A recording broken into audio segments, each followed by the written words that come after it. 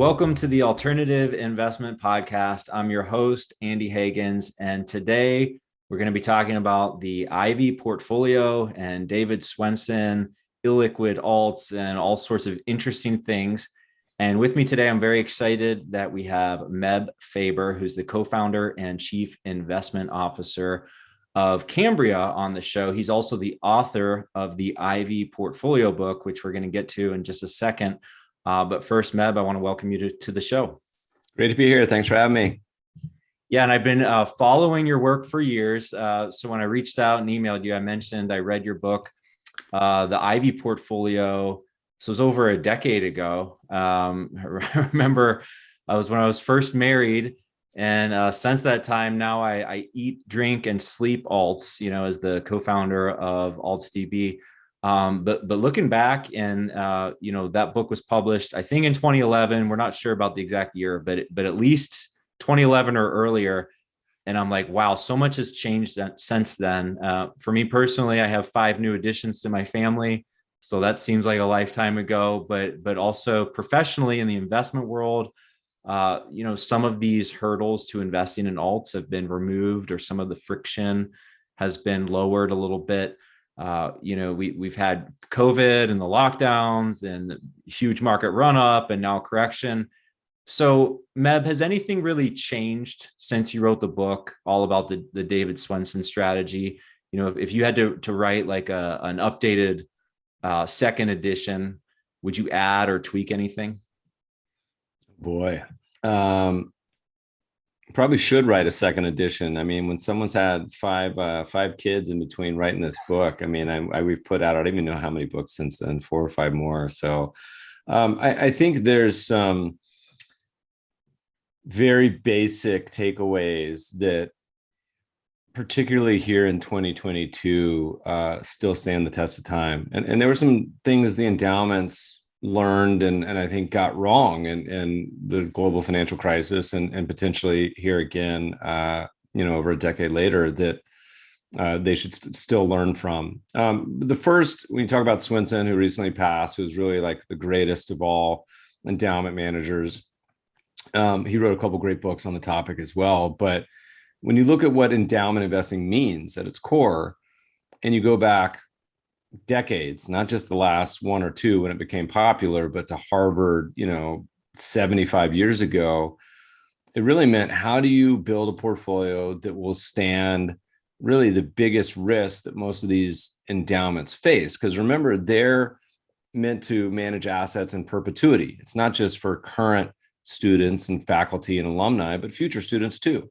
And usually the biggest headwind is inflation. Now, that's something no one talked about for about 20, 30 years in the United States until the last year. And now it's the only thing people talk about, because inflation was going down. It was disinflation and low for many years. So how do you think about it? Well, what the endowment portfolio meant to me is you start out with a globally diversified portfolio. So most US investors in particular, and this includes most advisors as well as institutions, put most of their portfolio in US stocks and bonds, full stop. And that's about it. And US stocks and bonds, not surprisingly to many, are having one of the worst years ever for US stocks and bonds going back 100 years. I think if it closed today, it'd be like a top 5 worst year ever. Wow. But what they also don't know, and it's not down that much, let's call it like 10%, 12%-ish, in that sort of range. The big surprise for many is that bonds are down almost as much as stocks. But what people don't realize is that 60-40 portfolio has declined by over half before. And most people assume that, 10%, 20% decline is really where it ends, but that's not the case historically. So one of the things the endowments have done historically is think different. So they started with a globally diversified portfolio. So not just US stocks and bonds, but also foreign stocks and bonds. And that may feel commonplace today, but 30, 50 years ago, most investors, you start talking about foreign investing, and it was, pun intended, foreign.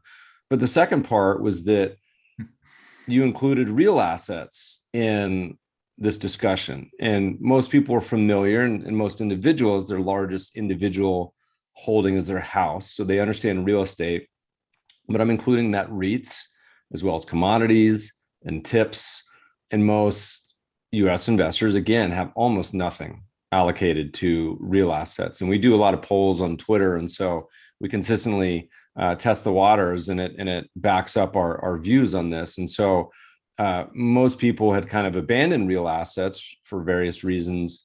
And here you are with unexpected and current inflation knocking on almost double digits in the US, and commodities are having one of the best years in history this year. And so this concept of building this globally diversified portfolio as a first starting point, I think, stands the test of time. Absolutely. The problem for most individuals and institutions is their time horizon is not decades. They say it is often. They always say they have a long-term time horizon, and then in reality, they behave on like a 1 to 3 year time horizon. So they've long forgotten about commodities and real assets and foreign investments, all of which have underperformed US stocks, which romped and rolled for the better part of a decade post financial crisis. But here we are, and the world has changed really starting in 2020, whether it was the interest rate bottom that year, the election, COVID bottom, whatever you want to call it. It's been a very different regime for this year. And then the second part of where the endowments really differed has been to think independently. If you look at the Yale portfolio, it has something like 3% in US stocks. How many institutions or individuals have 3% US stocks? None, right? Like they put all their money in US stocks. It's like, and so granted, they do have what you would consider to be equity beta, whether it's through private equity or venture capital or hedge funds or other things, but traditionally public listed. So they think different, and they have a lot more in what people would be considered to be alternatives, for better or worse. Some people implement alternatives, and many, again, haven't kept up with something as simple as a SPY ETF for the past decade.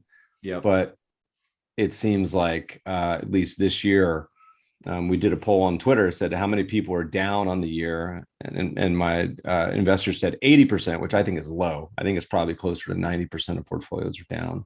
So you're starting to see the interest really start to peak again as portfolios start to struggle. So maybe investors can all buy in at the commodities peak, right? And there's the funny part is, like, if you look at any asset, and this is, I think, one of the hardest things for investors to accept, because almost everyone you talk to, I say, no, I'm a dividend guy. I'm a gold bug gal. I invest in alts, or like whatever it is. People love to have something they can cheer for and get behind. Very rarely do you hear someone say, you know what, I'm asset class agnostic. And I realize that gold will do well sometimes and terrible other times. I realize bonds have a role in the portfolio, and sometimes they'll be terrible. And I realize that US stocks could be good sometimes, and other times they'll go down 50, 70%. You don't hear that much, but it's the reality of this world. And you look at commodities, you see these 2000 to 2008, everything crushed US stocks, emerging markets, commodities, the BRICS. And here we are the decade after, it flipped, right? It's almost the exact inverse. And that's sort of the way this world works, is that, people love to chase the hot manager, the hot strategy, the hot asset class. And very rarely does that work out long-term. The converse is probably a much more thoughtful investing strategies. Look where people are really throwing up their hands and saying, I can't take it anymore. This is an awful investment. I mean, think back, it wasn't that long ago when oil futures were trading at negative values, when energy stocks got to about 2% of the S&P. I mean, at one point they were almost a third. Okay. And so these trends tend to have these giant, Buffett style, Mr. Market psychotic moves both up and down, and trying to be thoughtful about that, mindful, and not get swept up in the euphoria is tough. Yeah. And, I want to dig in a little bit to the Ivy portfolio model. I thought did an awesome job kind of detailing the global asset allocation and being a little bit more agnostic about, portfolio construction. But a big take home for me also from Swenson and everyone who uses this model is the illiquidity premium.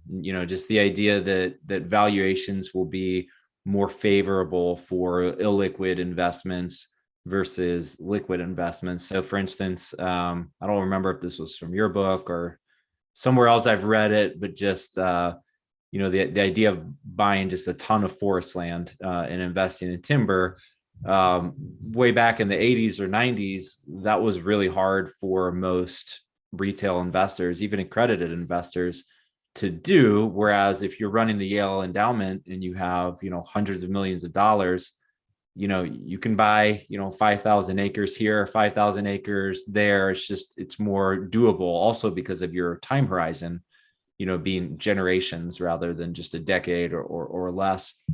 So one question I have is, a lot of ETFs have launched, even since 2011, even in the last decade, a lot of ETFs have launched, and they bring liquidity to these different sectors that were previously more illiquid.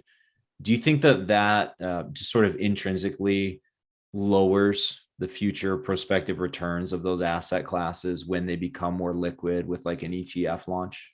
I think there's no question that flows change factors. And this is a very simple investment maxim you can just write on the wall, and it applies to anything. Now, some asset classes are a lot more liquid, and it takes a lot more to impact that. If you're buying shares of Apple, that's different if you're buying Brazilian microcap tech stocks, right? Mm-hmm. Same thing if you're buying farmland in Nigeria or a trailer park LP fund in Oklahoma, whatever it may be. So, it goes back to the old Charlie Munger, fish where the other fishermen, are not fishing, or fish where the fish are, something like that, right? Like, mm-hmm. And so, but I think that applies to everything. And so the challenge, of course, is these cycles can play out over short-term or long terms. And you have periods where excitement and money flows into something. I think, certainly expensive tech stocks over the past couple of years, not just tech, but just expensive stocks in general, had a ton of flows. And you saw the benefits, that autocorrelation to the upside. And then now you're seeing it to the downside, right? As money comes out. And so I think for a public portfolio, we say this a lot, that investors should spend the majority of their time designing it ahead of time, putting it together, and then just put that sucker on autopilot and be done with it. And you should spend about zero time on your public portfolio. And that's what I do. And that's I think a thoughtful approach. Now, as you wade into like harder and harder, that's like, to me, like the football analogy, that gets you to like the 10-yard line. You've done 90% of the work. That gets you your kind of base core. As you start to think about where will my time be best spent, where can I actually make an impact? It's probably not analyzing Apple.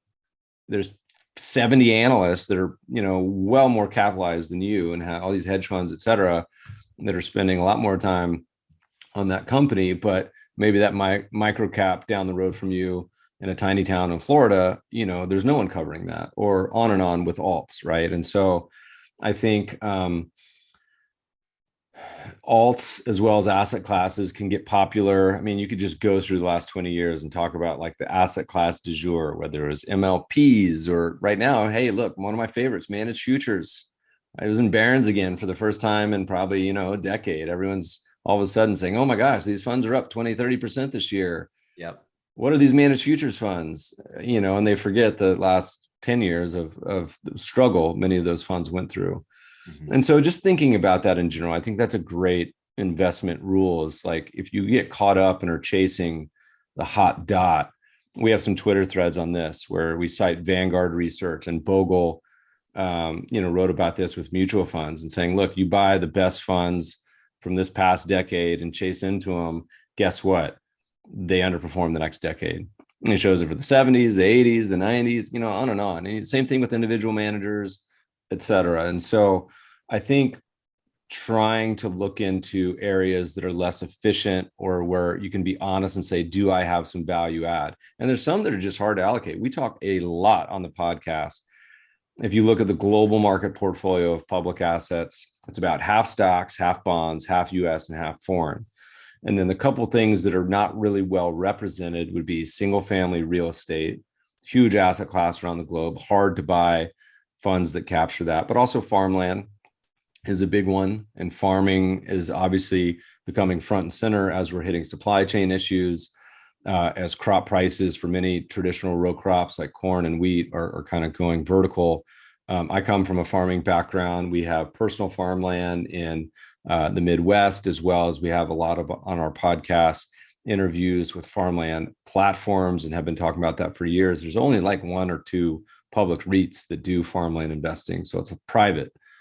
Bill Gates, largest farmland holder in the US, although probably not for long if he's going through his divorce. But the challenge is it's hard. Like you want to go own a farm, believe me, that's a huge pain in the don't do it. You want to probably hire some operators to go run it and to drive the combine. You can go visit maybe.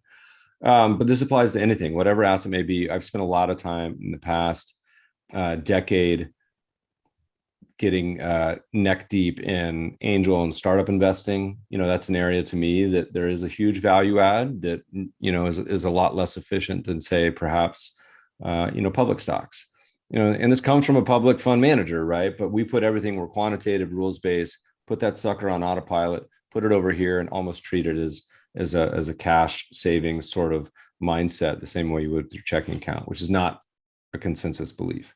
So a long, windy answer to your question, but the thoughts in my mind is a lot of these areas are a lot harder and require more time and due diligence than simply buying an ETF. Now, some of the traditional adoption curve from what you'd consider to be private alts has been adopted by ETFs. So there's a lot of things you can buy in ETF structure now that weren't available 5, 10, 20 years ago. But there's some that never will be. Like you want to go buy a fund ETF that buys catastrophe bonds, like you can't, or you shouldn't. It shouldn't ever be. It's too illiquid. But a cool asset class and an awesome strategy. So I think there's a lot of innovation still to be had and a lot of opportunity. But again, it's trying to fish not on the salmon river and Alaska where there's 400 people standing side by side, but rather the creek or the river where there's no one else. Yeah, no, I agree. And I mean, even within a particular asset class, for instance, real estate, like let's take multifamily. You can look at public REITs, publicly traded REITs, and you can look at private REITs or even private deals, and there usually is that liquidity premium. So it's kind of like, you probably will get higher returns when you go illiquid. Probably a lot more risk, but you kind of have to earn it by doing your active research, doing your due diligence, or you mentioned with like angel investing. That's only viable if a person has some expertise, a certain amount of free time, and ability to diversify. There's part of what you just talked about too. There's feature and bug properties of illiquidity. We used to talk a lot about, in a disparaging sort of condescending way, about illiquidity. You buy something, you're stuck with it in many cases 5-10 years or longer. And however, we have over 100,000 investors. And so watching investors behave, individuals and professionals alike, realize that forcing people into lockups is not necessarily a bad thing. Like it can be a good way to ensure good behavior. Say, all right, you say your time horizon's 10 years, good. Like you're stuck in this sucker for 10 years. So you better do your due diligence ahead of time, and you better be ready to stick around. ETF stock, people can just hop on their app, flick, sell it, be done with it. And usually that's to their detriment. That having been said, you do see this sort of wink, wink, nod, nod in alts and the marketing of certain funds where people will be like, oh no, this real estate fund is at a 4% vol, right? And you're like, well, that's simply because you are updating net asset value once a year. So really, like, if you're going to be honest about this, the sucker is a lot more volatile than you think it is. And private equity is sort of in that same genre where, I was getting emails about kind of like thinking about that in the terms. I say, look, if it helps you behave, God bless you, great. It's a positive feature. But you cannot say with a straight face, this tech private equity fund is trading at this sort of volatility levels just because you don't look. Just because it's the ostrich style, right? You put your head in the sand, don't look. You can't claim it's a four vol. So, but again, I'm okay with that. We talk a lot about most investors don't have a written investing plan. They spend 99% of their time deciding what to buy. So listeners, like, okay, you spend all your time worrying about the Fed or what's gold doing or stock's expensive, and you come to a fund or ETF and you buy it and you say, did you establish how you're going to sell that fund at the time of purchase? It's like 99% say no. I'm saying, well, what the hell? You're just going to wing it, So what happens if it goes down 20% for no reason? What happens if it goes up 20%? And people, this causes a lot of bad behavior because, as you know, you go out to your garage and look around at all the crap in your garage and say, why do I still have all this stuff? Well, you have an emotional attachment to it. You certainly wouldn't go buy it tomorrow. If you had a clean garage, you're going to go buy all this stuff. You're going to get that nasty aquarium and say, I'm going to look on Craigslist for 7 pogo sticks and 3 rusty bikes. No chance. And so, I think the same thing applies to portfolios. You buy a investment, a security, a fund without establishing it ahead of time, how you're going to get rid of it. And that can cause some very real bad behavior, which I think is unfortunate. Yeah, one thing you mentioned, the feature, not a bug aspect of illiquidity. And I mean, in financial theory, the idea is that we get paid to hold illiquidity, right? Or that we sacrifice some returns in return for liquidity. But Jimmy and I were talking, I don't remember if this was during an episode we recorded or during our pre-show banter. But Meb, you're an angel investor. So let me pitch you on my idea. Yeah. You can tell me if you want to invest in this. So Jimmy and I, we work in the QOF world. And so QOFs like automatically have a 10-year lockup because you have to hold the asset inside the QOF for 10 years to get the massive tax benefit. So anyone going into a QOF, the lockup period is 10 years, like period. Part of the legal structure of the wrapper. So my idea is you take a wrapper, kind of like a QOF. It wouldn't actually be a QOF. It's a guaranteed 10-year lockup. And all this wrapper does is it buys an S&P index fund. Like you can buy the Vanguard one. And we charge 2 basis points higher than the Vanguard fund or something like that. And that's it. That's the whole product. You invest with us, we'll buy the index fund. And our tagline, that's the best part. Our tagline is going to be, you'll thank us later. Yeah. I mean, look, there's, we're kind of laughing and joking about this. I think I spent a lot of time. I went to a local chat and was hanging out with Professor Dr. Sharp of Sharp Ratio fame, Nobel laureate. And I asked him a question. I said, Doctor, President calls you and he says, you know what? I'm concerned about the wealth and income gap in the U.S. I want to make the U.S. retirement system the envy of the world and gold standard. Like, how would you go about it? And, he kind of went back and forth on this discussion between how this country used to have defined benefit plans. Now it's defined contribution. Public sector, still a lot of defined benefit, whereas private sector is defined contribution, and trying to think about how can we incentivize every investor in the country to be invested in the business of America, but also do it in a way that they actually receive those benefits, which means they hold, right? And they compound for decades, not months. And so I think the topic you're hitting on, while we laugh about it, is probably like not too far away from a solution that would probably raise hundreds of billions of dollars if you did it correctly. Annuities are certainly a way in the US, but traditionally have been hampered by very high fees and middlemen and complexity. I think, but this concept almost of like a personal pension, where say, hey, look, we'll do this in the right way, but you're going to be stuck holding it. Like you're not getting out. And so we had joked, there was an old idea we had, which isn't too dissimilar, but basically called the Forever Fund, where we said, look, we'll launch a fund, similar strategy, globally diversified, just some good stuff, not that complicated. But if you sell it in year one, you get a 10% withdrawal fee. So that's like the dissuasion, the pain, the stick. But I said, we won't keep it. We'll distribute that as a dividend to the remaining shareholders at the end of the year as a carrot for behaving. And so to me, that's kind of a cool idea because it gets carrot and stick. You can also claim you have 2% volatility because it never goes down on a year-over-year basis that much. But I actually think it's close. Like it's not. We're not quite there. So you and I are gonna have to over a coffee or beer really get to the bottom of this and design something that I think is going to change the world. But it's close. Your idea is sound, my friend. Oh, thank you. And I listened to one of your podcast episodes the other day, and I thought it was really cool. One thing I respect about you a lot is that you're very transparent about your own portfolio.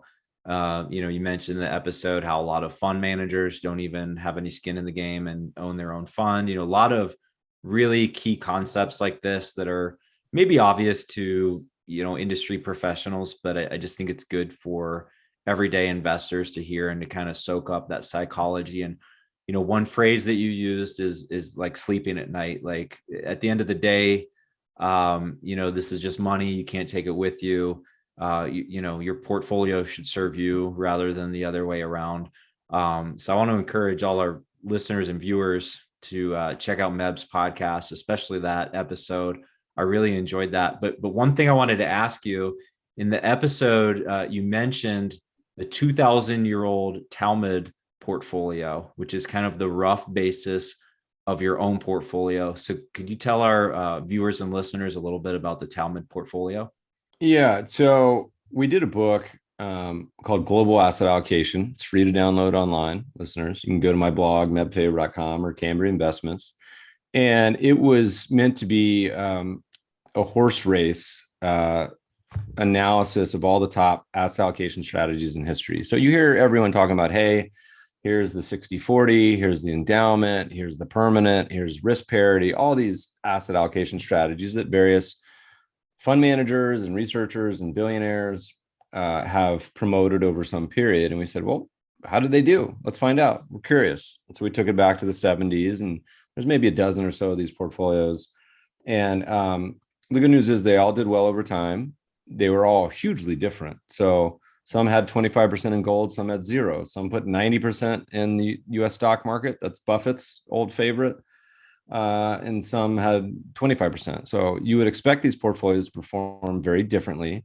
And they did, caveat, over short time frames. Over the long time frame, as you sort of even out the effects of recessions and contractions versus expansions and bull markets, inflation and disinflation, good periods and bad, there was actually very tight coupling of compounded returns over the period.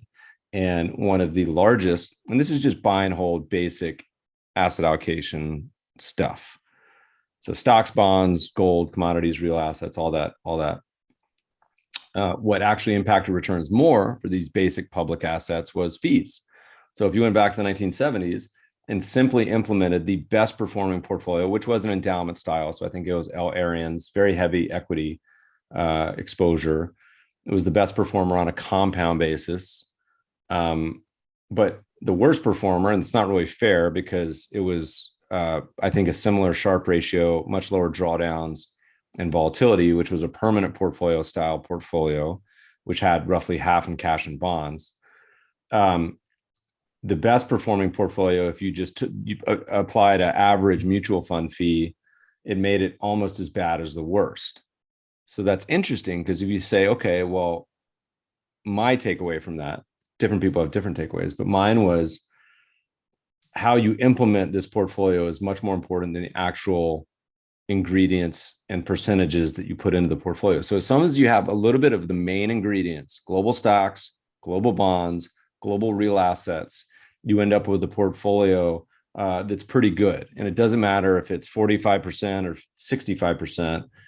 It matters a lot more, the implementation. You talk a lot about taxes, but fees and that same cost umbrella. Now, if you did it with the average financial advisor, which is 1%, plus the average mutual fund, and mutual fund today, not mutual fund 50 years ago, which would have been way more expensive, you make the best performing strategy far worse than the worst. Okay, so my point, and this circles back to the beginning of the discussion, is with your public portfolio, yes, does it work worth spending some time designing it, updating it, making sure that you have the main ingredients, upgrading it over time. If you think a better widget fund comes out that was 70 basis points, now there's one that's 20, same index, like, should you replace it? Sure. But really, you should spend almost no time, I think, on that public portfolio. And so I joke, when you said the Talmud portfolio, there's an old quote that said, let every man invest a third in business, a third in land, and a third keep in reserve. And that's a really, really hard portfolio to beat, by the way. So you put a third in global stocks, a third in global bonds, a third in global real assets. I challenge you, listeners, to find me a better portfolio. That's really hard historically to beat, because it has all the main components, right? The real assets do well in inflationary times, equities do well in growth. The bonds are sort of that stable value that also does well if there's deflationary inputs. And so we spent a lot of time talking about that. I don't know that the world received it the same way that I really, thought about it. Now, caveat. So pause. There's the buy and hold part. Now, what's the problem with buy and hold? All these portfolios that we're buy and hold in the book. The problem with both buy and hold is the hold part. And historically, buy and hold, and remember, the vast majority of people own no real assets. So it's really just stocks and bonds. But even with the real assets, the hard part with buy and hold is the holding. So you're sitting there during a recession or a contraction, your portfolio goes down 10%, goes down 20%, and people start gnashing their teeth, wringing their hands, pulling out their hair, because it all happens at the same time. Your portfolio goes down when everything else is hitting the fan. Ideally, you would want your financial capital to zig when the world is going down the toilet. So think back during Corona, think back to the financial crisis.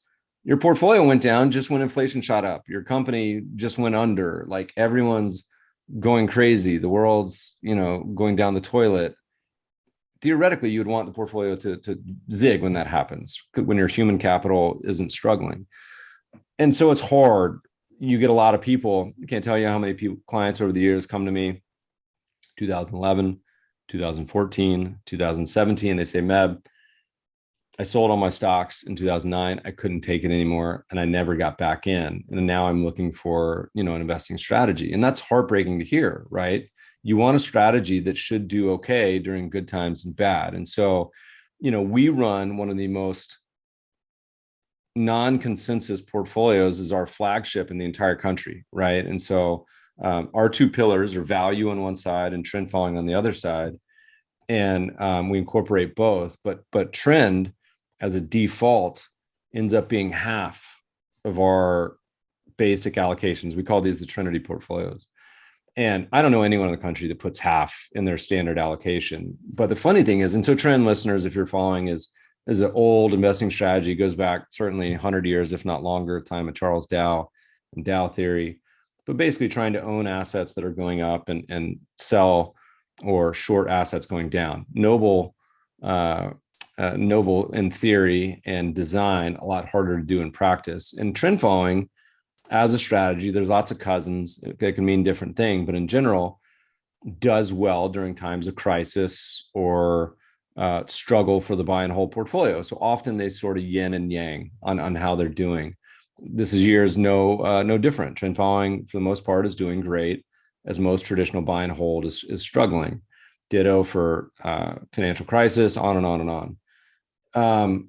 And so our default is half in trend and half in buy and hold. Now, trend is hard, not usually when it's hitting the fan. It's usually hard during the other time. So when the S&P was going straight up at a 20% CAGR for the decade post financial crisis, and your neighbor is making hay and telling you about all the SPACs they invested in, and the killer IPOs and the tech companies, on and on and on, and you felt that very real emotion of envy, not just the fear and greed, but envy, which is probably the worst, as Buffett would say. Yep. And you say, this trend following, man, this is hard. I don't want to allocate to this. This is done poorly. But that's kind of circles back to the beginning of the conversation. So, I think trend following is very much considered to be an alt category. But for me, it's like the most basic category that there can be created. So anyway. Yeah, and I would point out it's an alternative strategy, right? So I published a guide on AltsDb, the Guide to Alternative Investments. It's kind of a short primer because different people mean different things when they use the word alt or alternative investment. And so it's kind of interesting, like hedge funds, they'll own traditional assets, but they will have non-traditional strategies involving contracts, futures, so that's really what we're talking about. So it sounds like when the market's on a run up, you have a little bit of drag, right? Because it's like it costs to be hedged, or I don't know that if it's market neutral or not, but all those things have a cost when the market's on its way up. But my guess is that it's a certain type of investor who can even stay invested during that kind of time period, and then they're rewarded for it very richly in a period like this year. Yeah, I mean, the funny thing with trend following too is you put it into any of the quant optimizers, and it almost always kicks out, like as for an allocation mean variance, like here's stocks, bonds, real estate, commodities, a lot, and this applies to a lot of the alts, by the way, but certainly for trend, it almost always calculates a huge allocation to trend following. But then if you ask people, do you have any exposure to trend following? It's almost always zero. And so, but if you were to come up with a better non-correlated investment to a traditional portfolio, I think trend, it's my number one, of course, but we're biased. But it's hard to argue against. And I think the community at large of investors got enamored with trend after the financial crisis for a couple of years, and then kind of, it's this shiny new object, tossed it, started chasing other things, and are starting to wake back up to it. Particularly, one of the things is, trend usually means trading all the markets around the world. And so by default, they end up in some weirder places than most don't. And that often is a lot of the commodities too. So, but when I said on Twitter a few weeks ago, I said one of the benefits of trend, many of the funds, is they can also short bonds. And most investors don't have anything in their portfolio that looks like a potential short bond exposure as rates are coming up. So anyway, enough of the pitch for trend following, but it's something to certainly look into. That is my certainly desert island investment strategy. No, I think that's very interesting. It's certainly pertinent to alternative investment podcast. And I was going to ask about financial repression, because I think it's just this terrible situation right now. I mean, historically, I'm even a big 60-40 guy, in the sense that even for a young investor, just in the sense, if you can have a portfolio and keep your fees low, expenses low, something you can buy and hold and sleep at night, and not do anything that is behaviorally stupid, just avoid those major disasters. What's the vocal quote? Something like, it's not the best portfolio, but I can think of infinite worse portfolio. Yeah, that's a great one. Well, you hit upon an interesting topic. And so during the pandemic, we wrote a 4-part series because it didn't have anything else to do. But it was, the first one was called the Get Rich Portfolio. The second one was called the Stay Rich Portfolio, which we're going to talk about. The third was investing in a time of coronavirus, which was in March 2020. And then last was how I invest, which we've updated this year with my own personal investments. But the Stay Rich Portfolio is interesting. And you alluded to this, where most people, if you ask them, what's the safest investment, they'll say T-bills. And then you say, well, if you look at T-bills after inflation, which is all that matters, by the way. So your real purchasing power, T-bills. And I say, ask on Twitter, what's been the biggest loss for T-bills over the past 100 years? And people say 5%, some crazy say 10%. The answer is 50, right? Because of this effect of this slow erosion at periods where there was very high inflation, which we call financial repression, right? When inflation is above the low short-term bond yields, which is where we are. And right now. those are taxable yields too. Yeah. Like I always point out, even if the taxable yield is 8%, if you're a retail investor, what are you getting? 5%, after tax? It's crazy. So we said, let's run a thought experiment. And we said, can we design a safer investment than T-bills based on commonly accepted metrics? It'd be drawdown, volatility, worst 12 months, all these things. And sure enough, if you invest in this basic global market portfolio, which again, half stocks, half bonds, half US, half foreign, and I think there's a little bit of real assets too, but not too dissimilar from the Talmud. And then we showed that portfolio, but also you could layer in 20% T-bills, 50% T-bills, 75% T-bills. But it was a vastly, quote, safer strategy. And you added a couple percentage points to yield. So we said, look, theoretically, you should be doing this with your entire cash and savings balance. Now, no one will do that, by the way. I do that personally. My company invests its entire balance sheet does it slightly differently for different reasons, but it invests it. And we said, if you look at some of the metrics, and right now is a great example, man. I don't know how long this inflation is going to last, but if you're sitting at a bank account, so forget most people with T-bills, their Bank of America is like 0.06%, so zero. You're going to lose 8% this year, like guaranteed. Like it's not that you're going to lose, and you may lose 6, you may lose 5, maybe 10, who knows? Gas here, right down the street in LA. I don't know when this is going to publish, but I said the other day on Twitter, I said, we may see $10 gas here. I don't know what to do because they don't have the space for it on the display. Like they need another digit. So you're going to lose that money. It's guaranteed. And so I said, the only person that's ever agreed with my way of thinking on this has been Michael Saylor. Now he comes to a very different conclusion, which is you should put your balance sheet into crypto, which I think is not wise. But I said this global market portfolio, basically it's like you have to be an owner and participate in this potential inflation exposure, right, over time. And part of that is bonds, but majority of it is equity-like assets, circling all the way back to the endowment discussion in the beginning. Yeah, absolutely. And I think that topic's going to remain top of mind for a lot of investors, certainly for the near future. So I had one more question about your portfolio, or maybe its implications. So I noted, and it's really similar to my own portfolio, like I have AltsDb, I own interest in OpportunityDB and some other entrepreneurial type investments. I own some real assets, and then, I have some liquid publicly traded investments. So pretty active portfolio. And I noted in your podcast and in your article where you detailed your own, again, a lot of active investments. You mentioned that you still, literally own the family farm that, but you might be rotating out of that into a more passive alternative. So do you have any advice on how to implement this style of portfolio, like an alts heavy portfolio, or a Talmud portfolio, or kind of any of these types of portfolios, if you're an investor who just wants to be totally passive? Like, in other words, I want a good portfolio, but, unlike Meb and Andy, I don't enjoy talking about this stuff or thinking about this stuff. I just want to invest and basically be done of it. So how can you implement and still be passive, or is that like an oxymoron that you could be? Yeah, I mean, so look, here's my takeaway on it.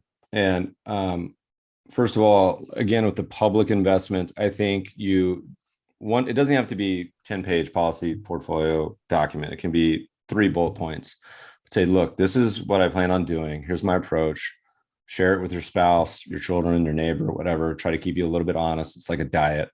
And say, here's, kind of how I'm going to approach this situation. I'm going to design this, for me, public portfolio of assets, and hopefully just put it on autopilot, right? Like that's one of the nice things about the robo advisors. We have one in partnership with Betterment.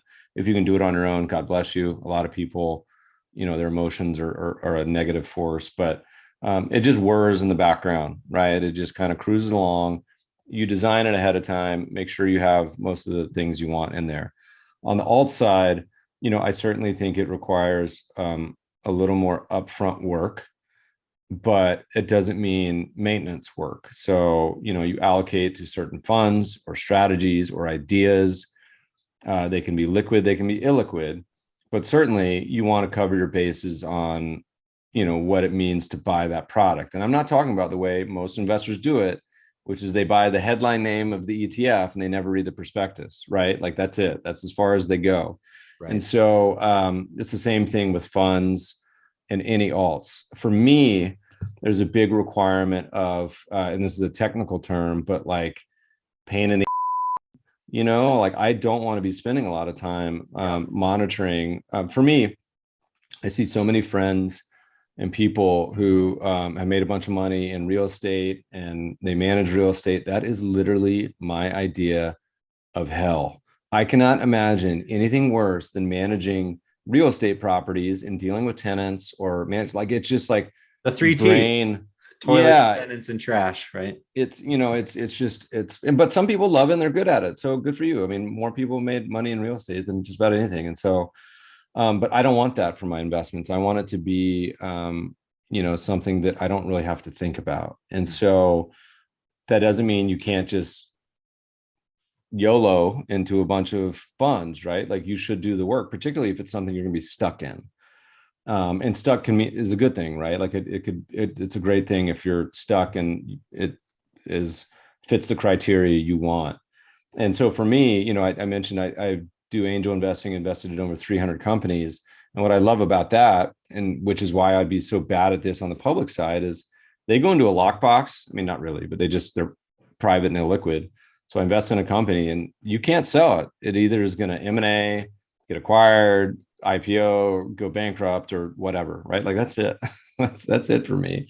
But so it's good because I don't have to think about it again. As long as they send your K1 on time. That's my only. Well, no, they don't send K1s on time. Like, let's just be honest. Like I'm doing my taxes in August of every year. So I'm at peace with that. So, and there's another box. I think that this may or may not matter to people. It matters to me is do I care about it? I think for a lot of people, is it something they're interested in or they care about?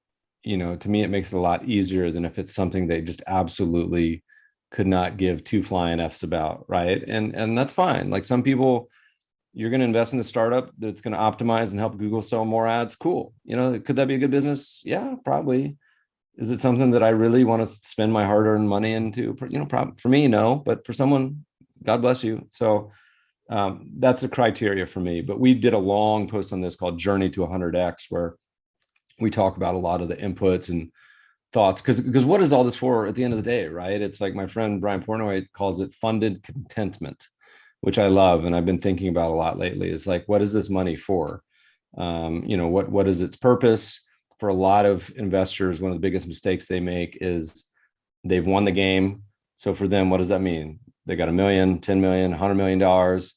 And then you see them continue to do things that are really foolish and put that money at risk, right? It's like you're there. Like you don't have to keep playing and risk it all. And a lot of investors that got wealthy because of concentration, and you see this over and over and over again with billionaires and decabillionaires, and they blow up and they lose all their money. And you're just like, how in the world could that possibly have happened? So, thinking about its purpose, but that again goes back to the policy portfolio. Like your investment plan should have a section of, look, why are we doing this? Are we doing this because, hey, look, we're wealthy, but we want to donate this money to these causes that I care about, or hey, we want to travel, or hey, I want to support regenerative agriculture, whatever. Like, but thinking about it, because a lot of people don't necessarily, they just in their head, it's always 30% more, and that hedonic treadmill, right? But in reality, that's not going to hopefully make people too happy, and thinking of the purpose of what that portfolio is for too.